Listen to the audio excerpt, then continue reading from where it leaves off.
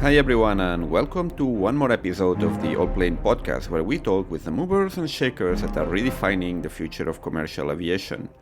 As usual, before we start, I would like to remind you that all previous episodes of this podcast, as well as many other aviation stories, are available on the Allplane website. That's Allplane.tv, Allplane.tv. And by the way, there's also a newsletter that you can subscribe to, where every week, or pretty much every week, I curate the most important stories, or at least the stories that caught my eye, particularly about sustainable aviation and innovation, but more broadly about the whole commercial aviation industry. And now to today's episode. So we are just a few days away from the kickoff of the 2024 edition of the Farnborough Air Show, which is the big event of the global aviation industry. So I thought it would be appropriate to do some sort of industry overview episode. Therefore, I invited Jon Sindreu, who is a columnist at the Wall Street Journal, to join us for a casual chat about the state of the commercial aviation industry and to comment on some of the major trends that are shaping it at the moment.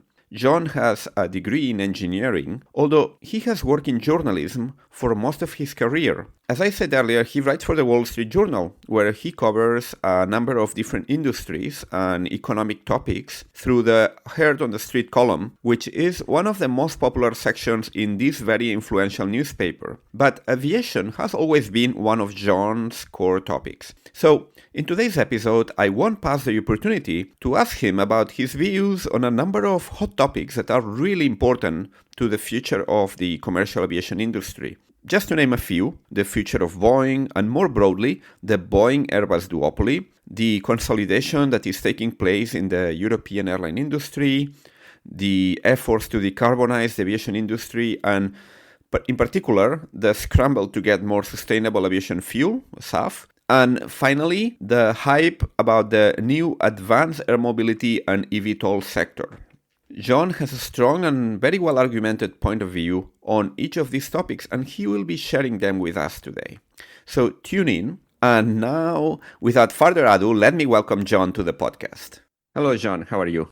I'm fine, thanks. Thank you very much for making time today to be here on the podcast. Actually, it's a bit weird to talk with you in English because we both come from Catalonia. We are possibly more natural to talk in Catalan, but we're going to do that for the global audience. So we're going to talk in English today. I think it's going to be an interesting one because we are just a few days away from Farnborough, from the big air show. You cover the aviation industry for the Wall Street Journal. Well, not just the aviation industry. You cover several different topics. More every day. I cover more. Yeah, I mean, I do the Heard on the Street column. If you've ever had the print paper, it's on the back page of the Money and Investing.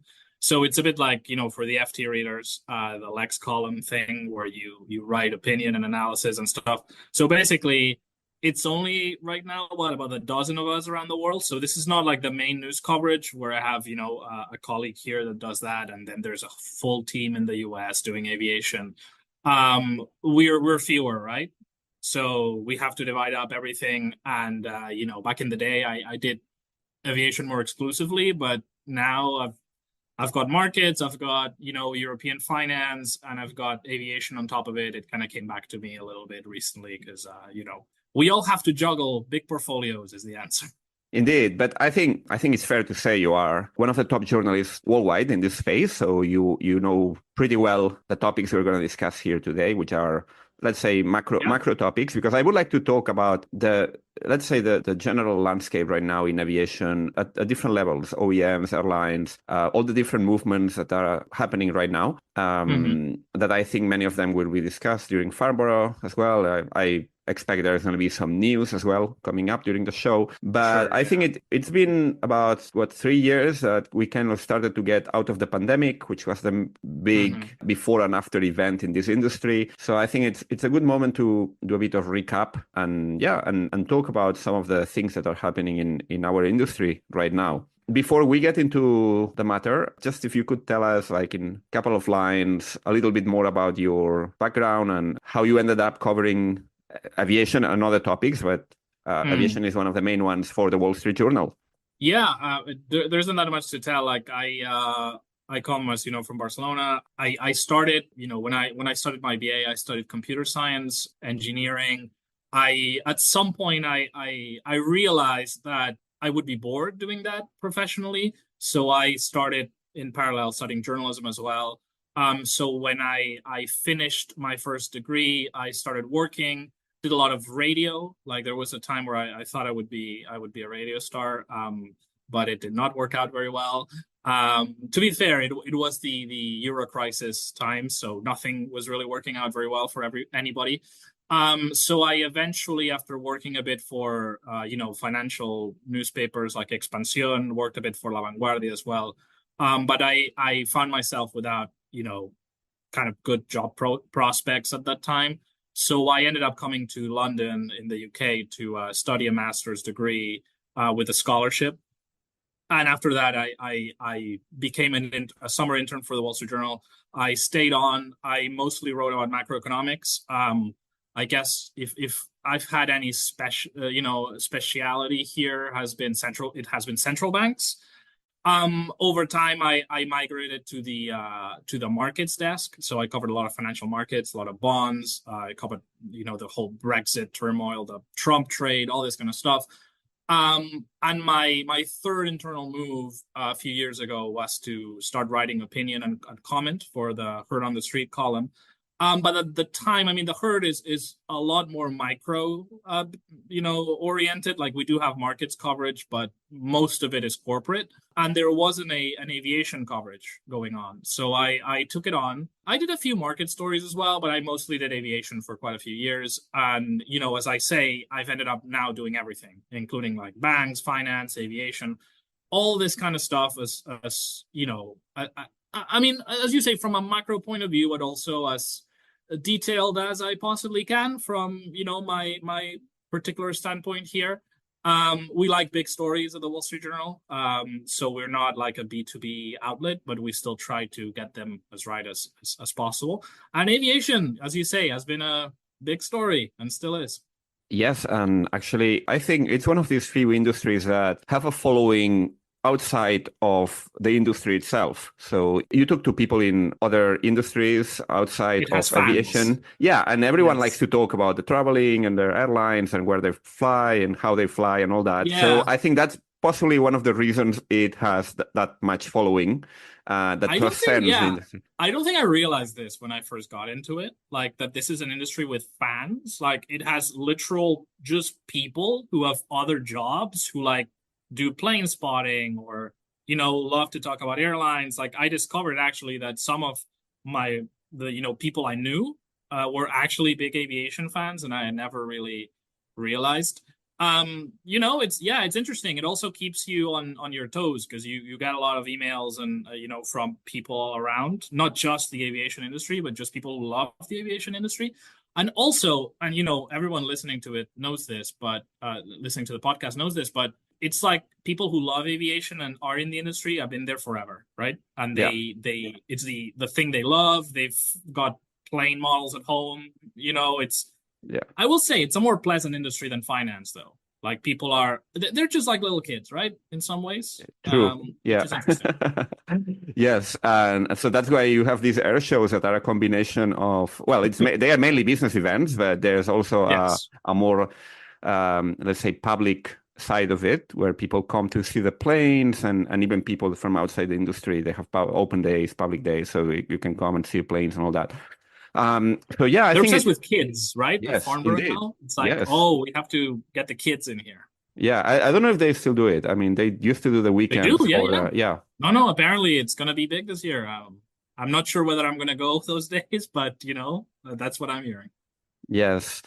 So yeah, I think, well, I mean, there are so many things happening in this industry, which is actually hard to keep track of them. On one side, we have one of the OEMs has been in the center of the news recently, talking about Boeing. And then, of course, you have something affecting one OEM, it affects the whole market because there's only two big ones and some others, a bit smaller ones, but there are not that many around. I would like to start by this. We can then switch to airlines and other topics, sustainability also, which is becoming increasingly important as well. And linked to sustainability, there's a whole also fascinating area, an area open for discussion, which is advanced air mobility. And I'm going to ask you your views on certain topics concerning advanced air mobility, because there are many different opinions in the industry about what's going to happen next. So, I mean, you've been following, I guess, all the Boeing saga. What's your view? What do you think it's I don't know, the solution? I mean, that's maybe that's a broad question. but how do you see the industry in a few years' time? You think we're going to have the same structure with a duopoly and then some other kind of more niche players like Embraer, maybe the Chinese one, Comac, starting to become bigger? I mean, to be clear, I've always, and if you look back at some of my columns in 2019, I've always been very bullish on Comac. Generally because I am bullish on China, not necessarily from like a macroeconomic standpoint, but I think there has been a certain blind spot to, Western analysis when it comes to the power of state-directed industrial policy, which I think now is coming home to roost, right? Like now I think people are reassessing these views, but back in the day there was this thought that, that the Chinese will never get there, right? It's too complex. Look at how they failed in semiconductors. Look at how, they failed in aviation, etc. Sure, they're doing well in cars, but, still it comes from JVs and all this kind of stuff. Well, I always thought that that's nonsense, right? You can look at how widespread the wealth that is generated by the Chinese model is, but I think it's hard to argue that their ability to scale up the complexity ladder has been proven. And I think now in 2024, it's obvious, right? Like you look at the whole China shock 2.0. So I think the idea that somehow aviation will be excluded from this is silly. Like I don't believe that. That being said, I mean, I'm not a truther here. Like it is still early days for their program, right? It's still like the C919 is basically still a Western plane in many ways. If you look at the suppliers, if you look at obviously the engine.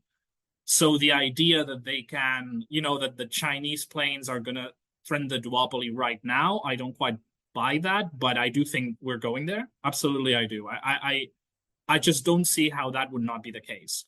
But my general view is that maybe we'll see a new Boeing before we see the big Comac, if that makes sense. So I'm not sure I would necessarily link the two. Embraer is interesting. It's an interesting case. You would think that they lack the financial muscle to get there.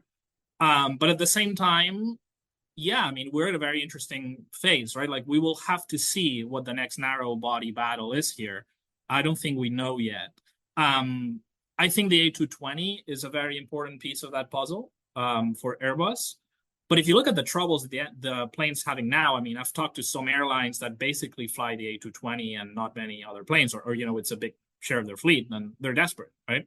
And there's a lot of uncertainty going on for that product too. So what's your thought generally? Like, what do you think?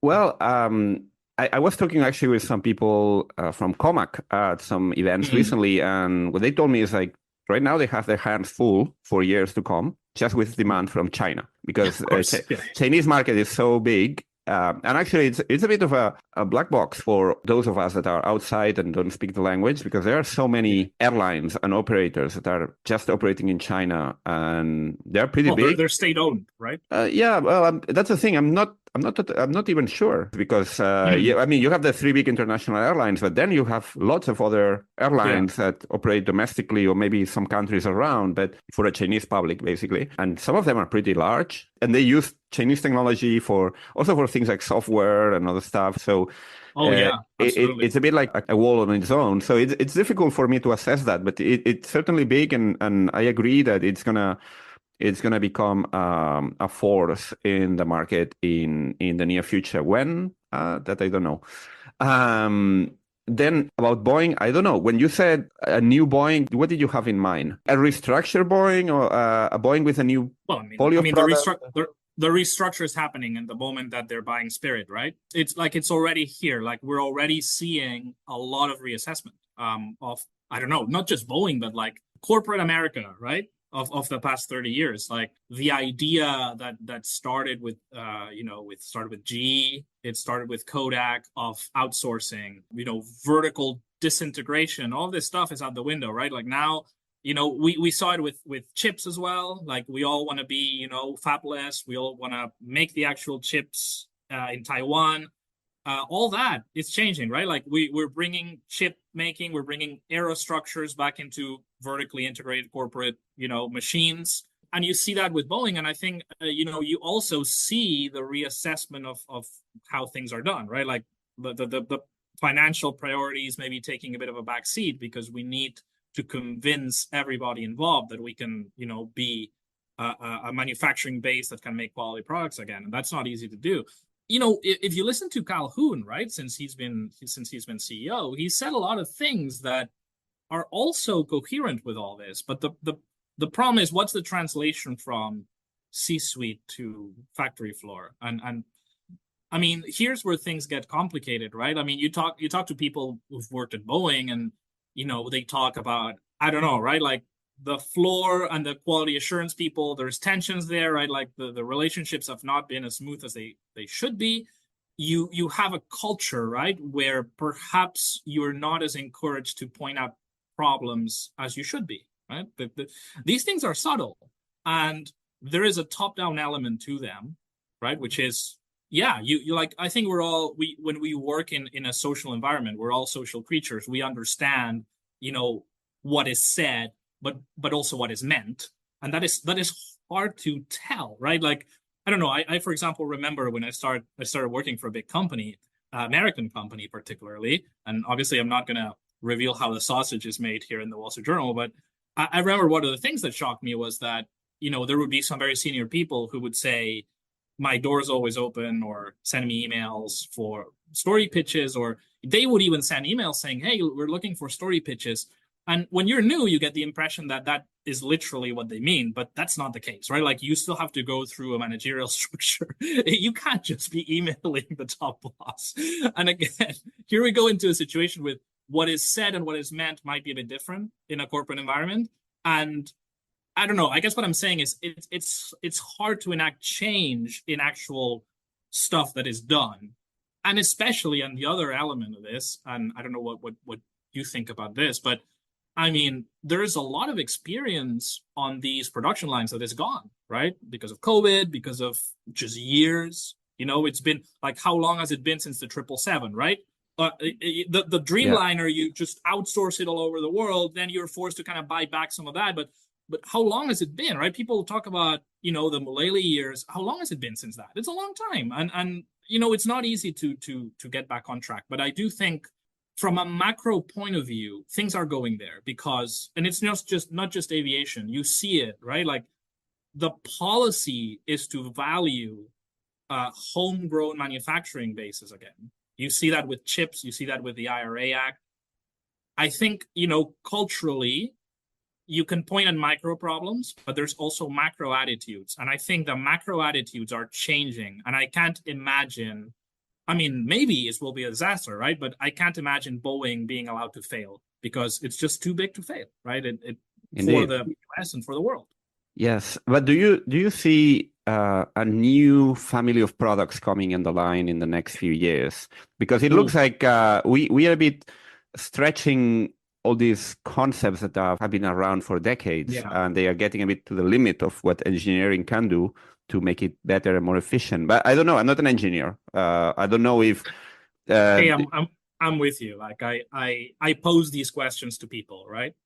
I get different answers. I mean, my personal impression is you've got the thermal efficiency of a LEAP engine, right? And you've got the geared turbofan on the other hand. Why can't you mix the two engines and get another 15% efficiency gain? I mean, there's answers to why not, right? Like from intellectual property to market size, to when's the right moment to bring this product to, we've seen that these engines are not fault-free, right? Like they have massive flaws even to this day. So these are very complex machines. But yeah, I mean, is current technology completely spent? I'm not. like, I'm not 100% sure that's true, but again, I'm not an engineer, but I do get the feeling that, when people say these things, there's a lot of ancillary assumptions that go into it, right? Which is, what type of financial figures are we talking about? What kind of competitive pressures are we under? And, again, matters of intellectual property, of legacy design, etc. So I'm not so sure. Like, I think we could go there. I mean, look, just to give you an example of this, the A320 program would still be, even the NEO program would still be the most successful program in aviation history without the A321, right? And without the A321 LR and XLR. So we were talking about NMA back in the day. There was discussion whether this would have been a profitable program, but it could have existed, right? It could have been a program that was on the table and occupied the middle of the market, So we were talking about a new plane, like a new clean sheet, and then it was never greenlit. And now, yeah, sure, the market's in the hands of the A321, but I don't know. Is it really impossible? I am not so convinced. And I especially find it funny when the OEMs talk about, well, our green responsibility and all this kind of stuff, and, pipe dreams about hydrogen and whatever it is. And it's like, okay, but, you want to save on fuel. Why don't you make another generation, right? That seems to me, like, I'm not saying you should rush into it, but that seems to me like you're not really serious about, green issues if you're not talking about that and relating both things. You mentioned the A321, and that's actually a good prop to introduce another topic I would like to ask you about. I was meeting with Emirates CEO Tim Clark at an event a few months ago, and he was criticizing Airbus and Boeing for not being bold enough to make a larger plane. Obviously, Emirates is a big user of A380, and it seems that it's the only airline that has really found a use for the A380 at the scale that has worked for them at a significant scale. I mean, there are other airlines operating it, but at much smaller numbers. On the other hand, we have aircraft like the A321 and now the LR, the XLR coming on stream to operate all these thinner routes and having the narrow body aircraft, even the MAX with the extra range it provides. You're seeing all these narrow body routes being operated even across the Atlantic, routes that traditionally would have been operated by wide body aircraft. So are the two things incompatible? Do you see a place here for larger aircraft, or we are going to see like the market going more towards this sort of thinner routes and more diversified, less hub and spoke, or maybe there's a place for both? I mean, you have a few mega hubs with very large aircraft, and then some of the other airlines making a living doing all these kind of side markets, decentralized. Yeah, I mean, it's always, the question is always about the viability of the program, right? Rather than is there demand? Sure, there's always demand, right? It's always about how much does it pay back? Does it generate ROI, right? I mean, I've always been a big believer in the middle of the market, which is why I mentioned NMA, and I'm one of those people who thinks that had that product been deployed at the right time, it would have been successful, probably. I mean, look at what's going on now, and we can talk about it more, but with premium economy, right? Like, people, even leisure travelers, they want to pay for more comfort, which it kind of baffles me, if I'm completely honest, but it is going on. And it makes you think, well, those calculations we had back in the day of like a dual aisle, middle of the market plane, would they look slightly different today if you take that into account? Maybe. I'm not sure. Like, again, also depends on corporate travel, which is not doing very well. So there's all that. My instinct here is, sure, like, it sounds like a top, plane, like, as long as it's 2-engine, wide body, there's market for it. But I mean, isn't that the 777X? You mean the large aircraft? Yeah, like, middle of the market, I do believe in. I do think we I do think the idea that you could elongate the A220 to have the lower bit of the market, and then Airbus comes up with a middle of the market plane, I think that makes sense to me. Like, I'm not sure what other people think, but that does seem to make commercial sense to me. So yes is the answer. when it comes to the larger planes, isn't that the 777X basically? Tim Clark was referring to an even larger aircraft. I mean, he said, I don't remember if he mentioned a number, but he was clearly talking about something much larger, actually larger than A380 possibly. So larger than the A380. Yeah. So yeah, but I don't think that's gonna happen in the in the near term. Look, he's way more knowledgeable than I am, so I don't want to. But to me, it seems like I do think 777X has viability, but it has viability as like the only product in that range, which is already derivative of a previous product. I'm not sure if you were to come up with yet another plane that is even larger. I don't know. I have to say I don't quite see it, but who knows? Mm-hmm.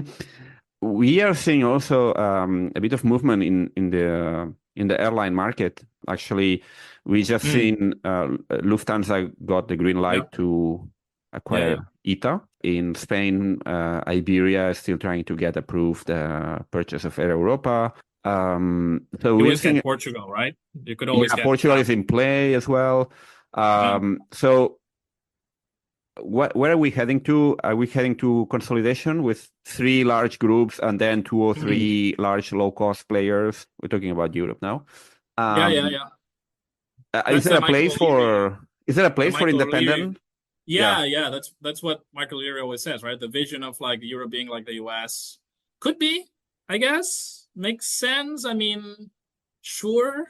But my question more, and of course I write mostly for investors and people who move money, but my question is always, so what does that mean, right? Like if you get 3 big groups that are analogous to Delta, United, American in Europe, which obviously would be Lufthansa, IAG, and Air France, KLM. With whichever extra you might add to that, let's not necessarily assume that TAP has to be in there, but could be. Say, okay, but what does that mean? Because the traditional argument here has been, well, the US airlines make so much money, more money than the European airlines, especially full service, right? Not Ryanair versus their LLCs, but our legacy airlines, they don't make money. Their legacy airlines make money. If we just got this consolidation because of all these, unprofitable flag carriers getting out of the way or getting bought, etc., like Alitalia was the historical a problem here, then we'd be there. We'd be at the American market. I just don't think so. I mean, there's a general thought that comes from people who analyze the economy that is always fewer players, less competition, more margin, right? That's kind of I think I would say 90% of people have this mental framework in their brains.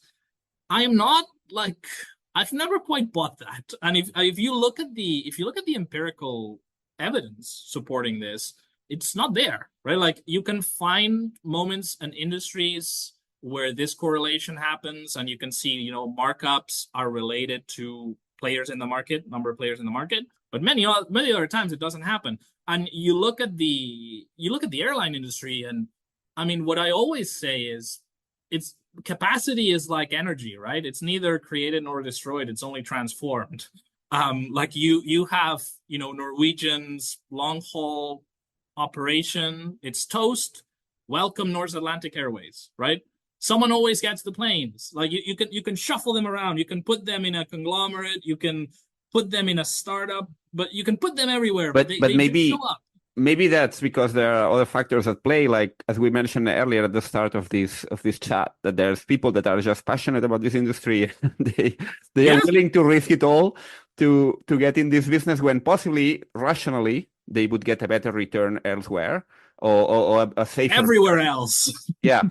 But they prefer to have it in airlines because they like airlines and they like flying and aircraft and all that. And it's there's a degree of irrationality in there.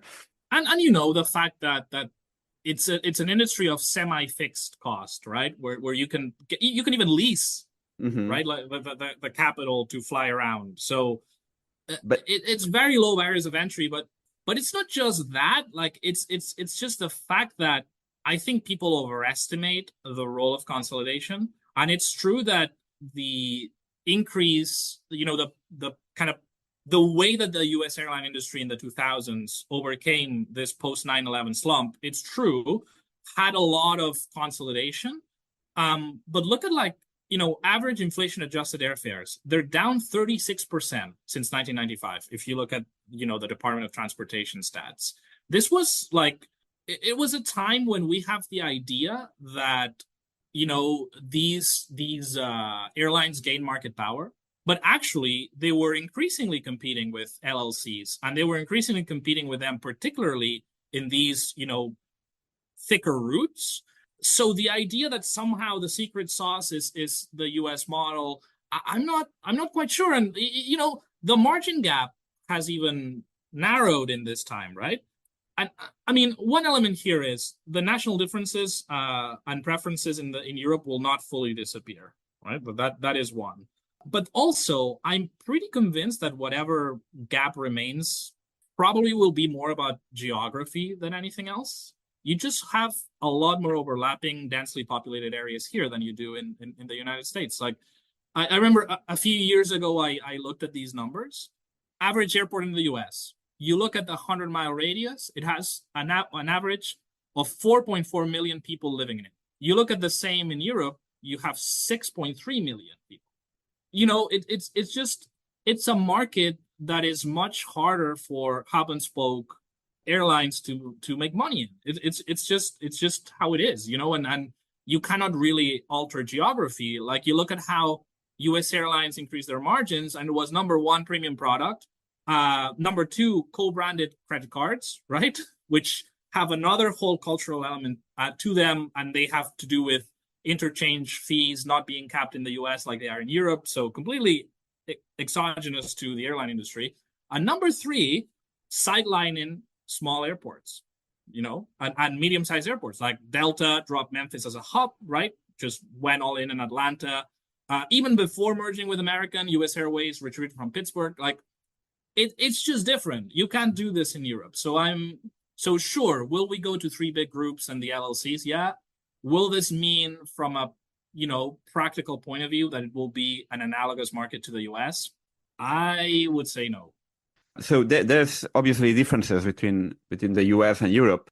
These differences actually seem to appear as well in another topic, is sustainability. Everyone says that the US has a more incentive-based approach to decarbonization, whereas Europe has opted for hard mandates on things like sustainable aviation fuels. Do you think the European goals in terms of decarbonizing the aviation industry are realistic? We have seen Lufthansa, for example, just a few days ago, have introduced a surcharge because they said openly that otherwise they couldn't pay for the additional, they couldn't bear the additional cost of buying more sustainable aviation fuel, et cetera, et cetera.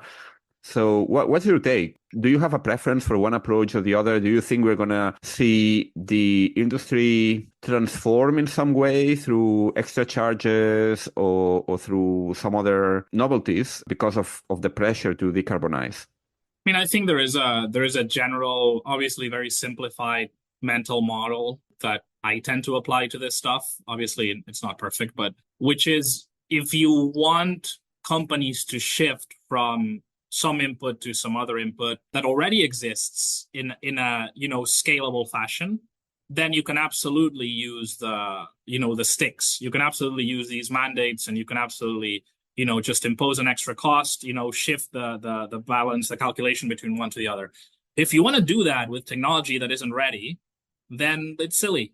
It's just not going to happen, right? Like, these mandates have to, I mean, you can argue because the technology is being developed, maybe that, they will kickstart more investment. And I just don't think so. Like, I think if you want CapEx into any areas, then you have to incentivize that CapEx, right? You have to. But for example, here it's a bit subjective what we can consider as existing or scalable or not. Obviously, technology exists, but it's not at a scale.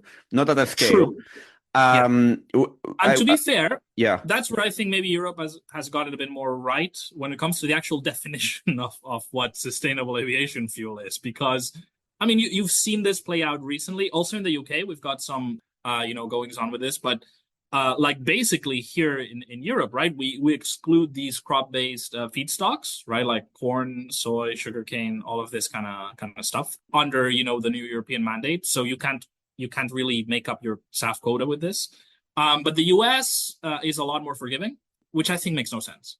Because like you look at any attempt to estimate what the net impact of scaling up this technology would be on the environment. We're not even talking about costs here. Just forget costs, which obviously are another big issue, as you were saying, like, because the consumer is paying those.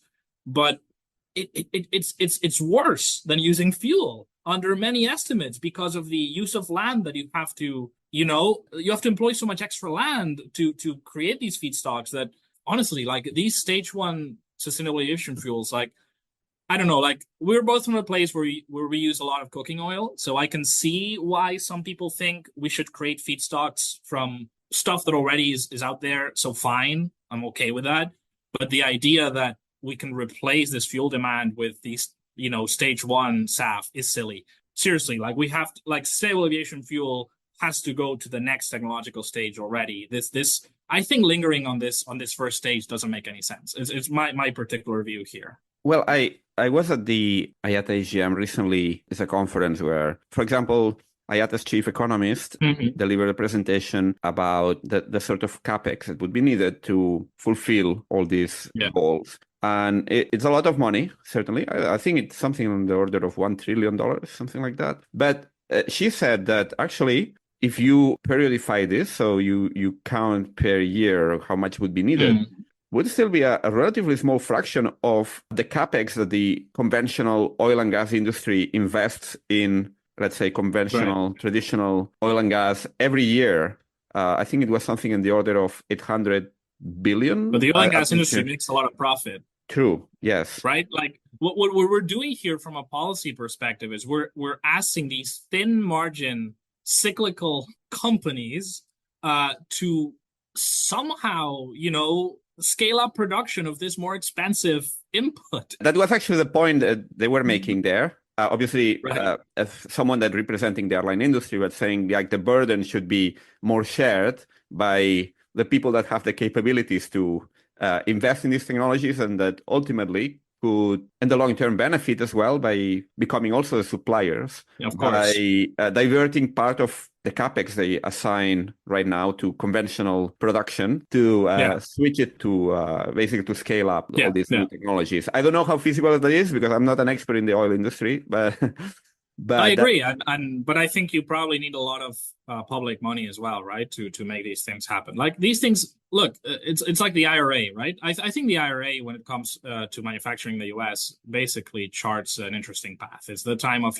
the type of open-ended, right, tax credit, like to actual tangible capital investments. I think that is generally the way to get this kind of stuff done. Look, now, if you want to say demand signals are also important, sure. I don't think we're at that stage yet, but yeah, there is a point where you get the airlines to commit to buying this stuff, right? At certain prices.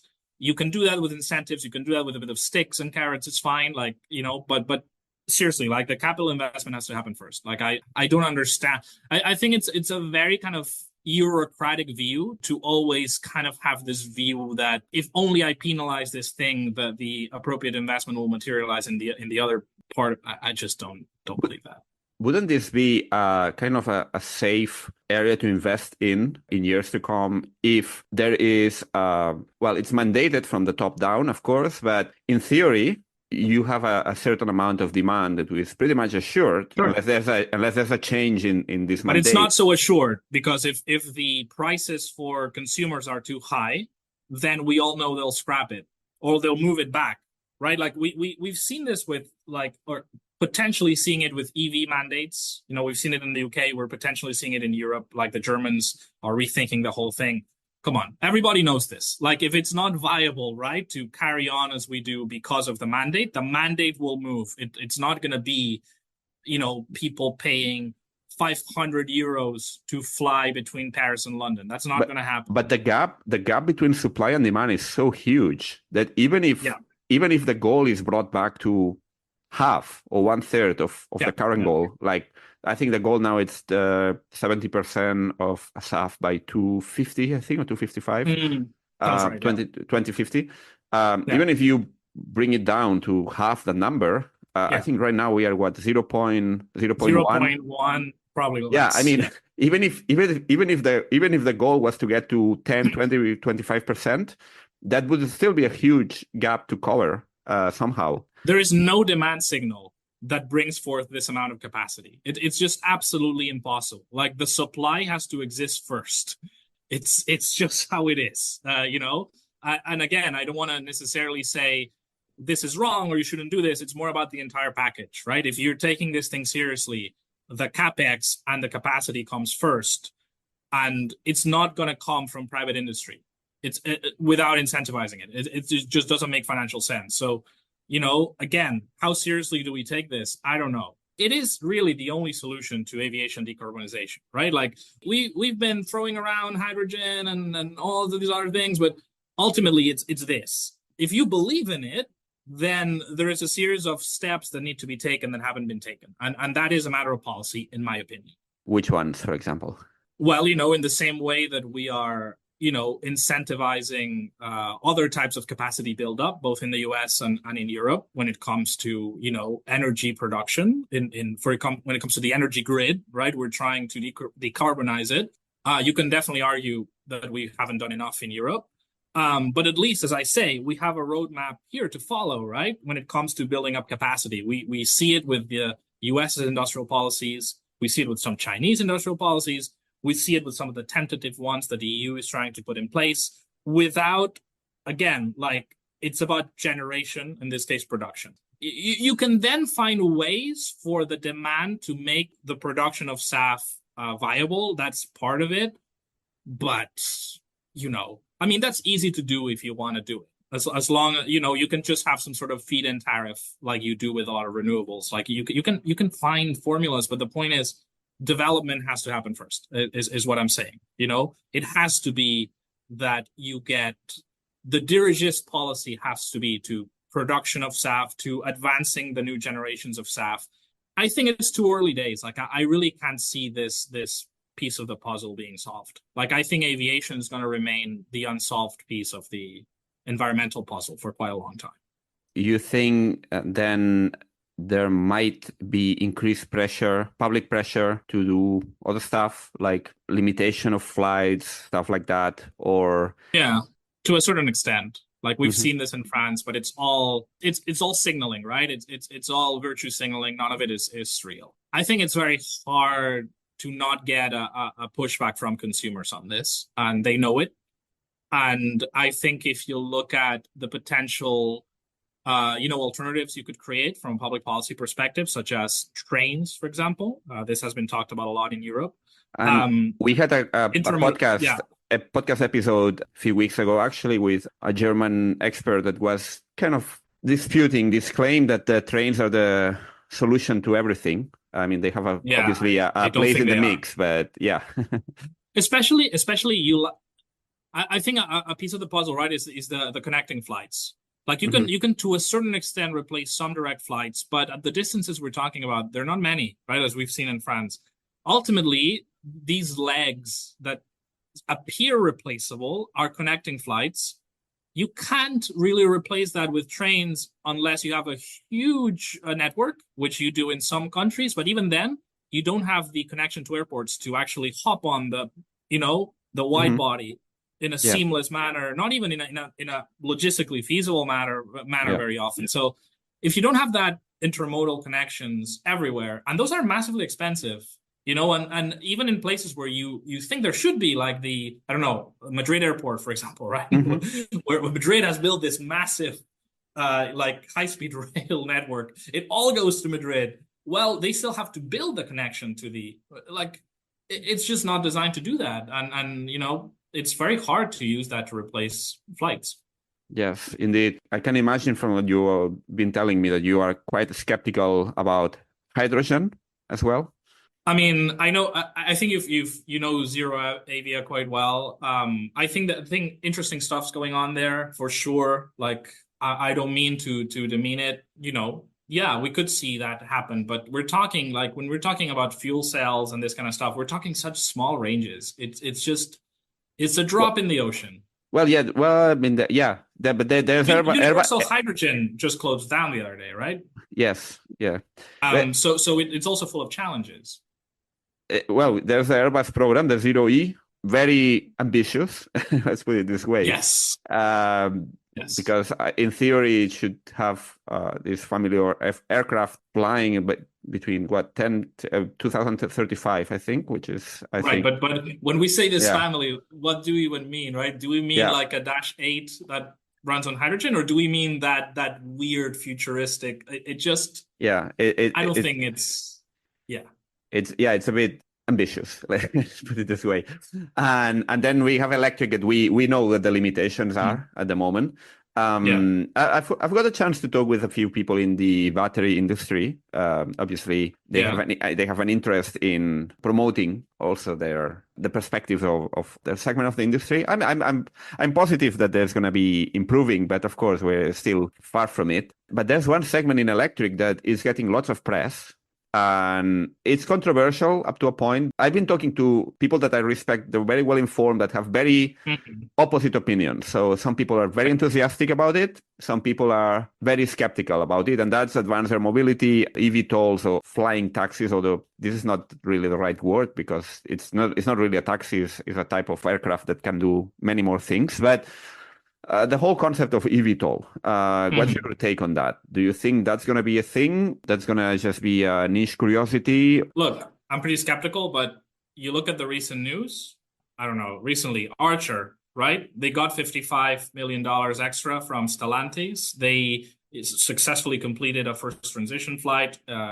Eve also getting, more equity financing. They're saying they'll have a prototype very soon. Even Lilium, right, successfully completed first series of tests for the propulsion unit. EHang already delivering. So, look, even given that the VC bubble has burst, these startups are going further than I would have thought. And that's the first thing you have to say when you're a skeptic, right? You have to say, well, so far it's chugging along. But then we have to get into the issue that this is a product that doesn't exist for a market that doesn't exist.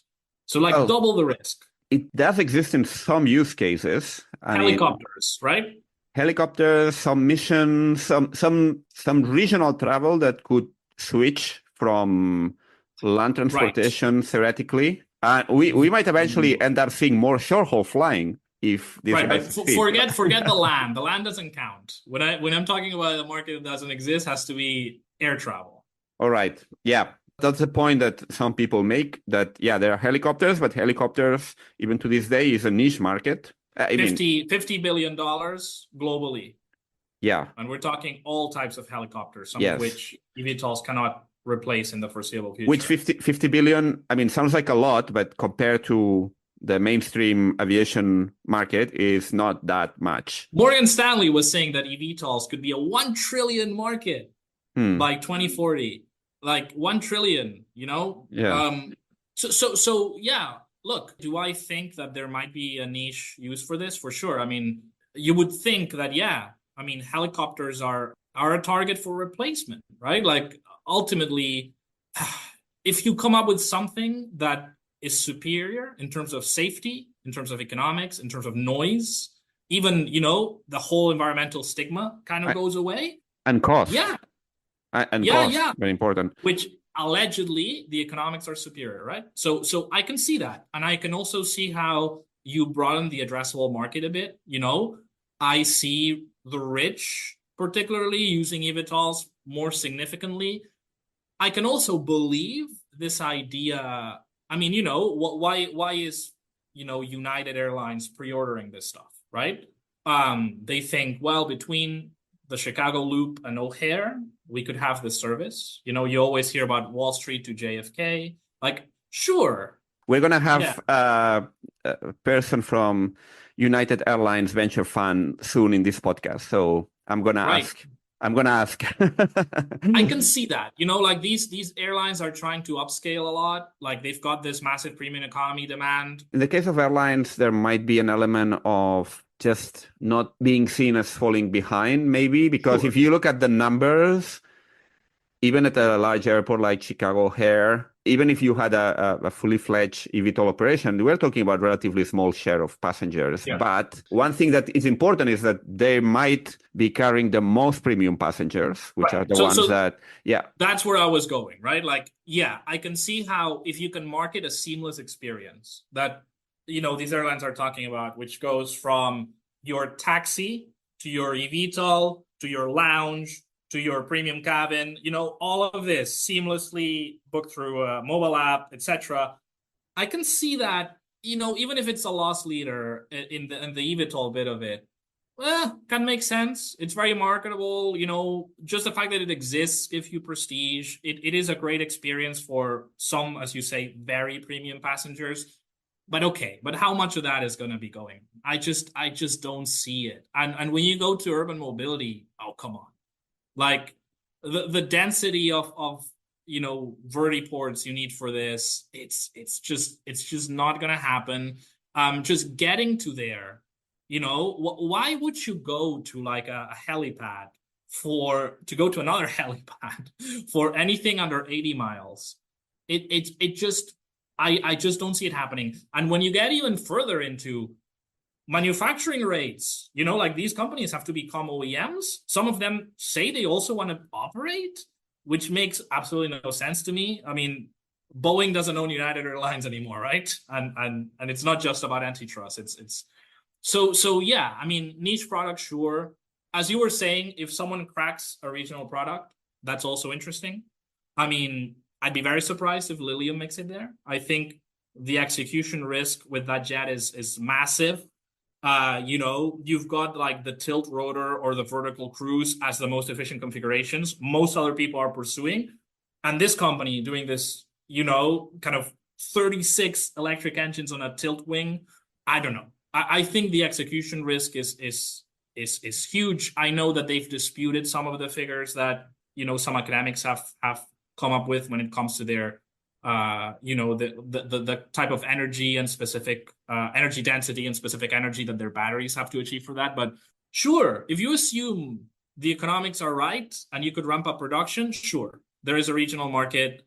I don't know what you think, but I think at a certain range, as long as you can make the economics of a even smaller aircraft work, there's always a market. If in addition you don't need an airport, even better, right? You can carry 6 passengers if you could carry 8, which I think is kind of in their designs, even betterer. So distant future, sure. And if you could eventually get to autonomous flight, which is another whole other debate here, Yeah, because of all the regulation and. But also think about how large that market would be, and it wouldn't be very large. Because also, as you were mentioning before, right? You've got other solutions here. You've got Aviation's Alice, for example, as a project that's in the works. You need a regional airport for that.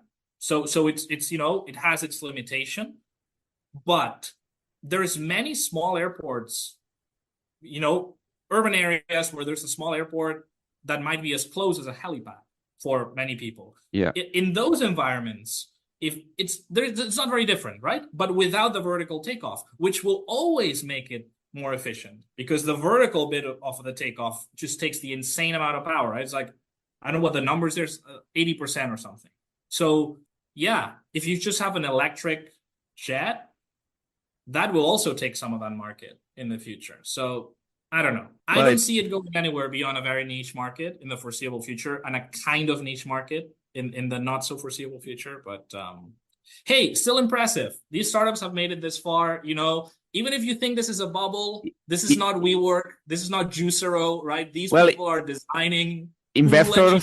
Investors are not that impressed from what it's seen in the market. No. I mean, the bubble has completely popped, but they're still putting money into it. Like, again, these people are finding financing, and not just Eve, which you think, fine, yeah, I can see why they're getting financing, but or EHang even. No, Lilium got some more money. Archer got more money. Like, There's Well, the forerunners, I think, yeah, I mean, there's a bunch of them that I think they have a fair shot and they have a fair chance to make it.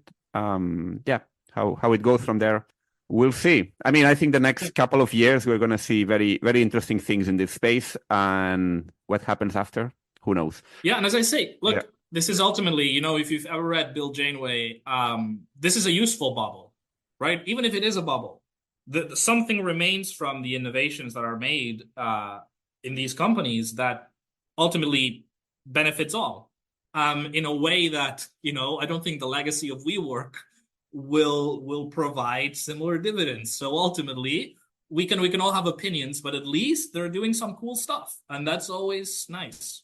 Indeed. Well, I think we are kind of running out of time now. It's been a fascinating chat. I would wrap it up by asking you to remind the listeners again, where can they find their work?